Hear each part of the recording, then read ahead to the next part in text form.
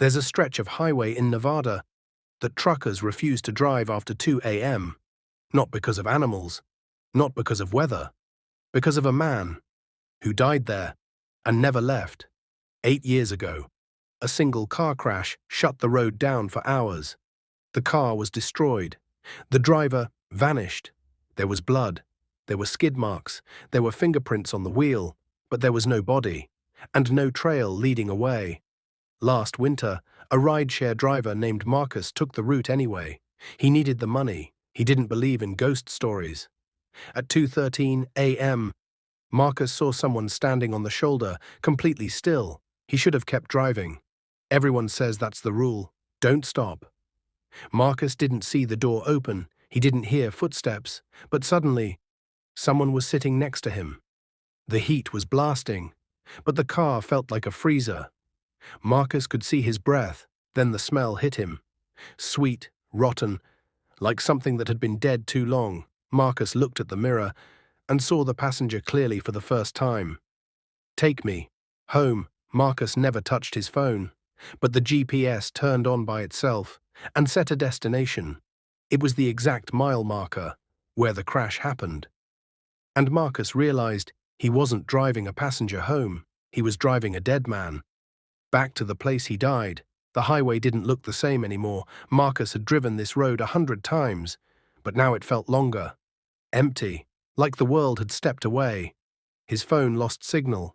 The radio died. Even the engine sounded distant. But the man beside him was breathing louder. You are almost home. The fog opened, and Marcus saw it. The wreck. Still there. It looked exactly like the night of the accident. Like time had stopped and waited for him. For the first time, the passenger turned his head. The door opened on its own, and the man stepped out. He didn't walk away. He stood there, waiting. Marcus didn't want to move, but his body wasn't listening anymore. The ghost led him to the wrecked car and pointed inside, and Marcus saw someone sitting in the seat. The crash hadn't happened 8 years ago. It was happening now. And the dead man smiled, because Marcus finally understood. He wasn't the driver. He was the replacement. When Marcus opened his eyes, the highway was gone. There was only one thing left in the world, a house, and the man who died was standing on the porch, waiting. Marcus tried to run, but his legs only walked forward. The door opened before he touched it. The air inside was wet, like a basement that had never dried. The walls were covered in photographs. Every one of them was Marcus. In some photos, he was already dead. He entered a room filled with clocks, none of them moving, except one. Marcus looked at the glass and saw the dead man behind him. You were always coming here.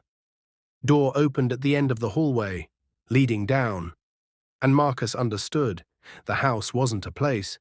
It was where replacements were kept. Marcus stepped into the basement, and the door sealed behind him. At the bottom, there was another highway. The road was full of cars, all empty, all running. Then Marcus looked closer. They weren't empty. Every driver looked familiar. Every road needs a driver. Every death needs a witness. Every witness becomes the next road. And then he saw his car, already waiting. The highway wasn't haunted, it was hungry. Marcus tried to step back. The road pulled him forward. The ghost touched his shoulder, and the cold moved into him. Marcus felt his heartbeat stop, but he was still standing. He understood the rule now. Stand on the road, wait for the next driver, and somewhere. Another tired driver needed money. Some people die and leave this world. Others become part of the road. If you're driving alone tonight and you see someone standing in the fog, don't stop.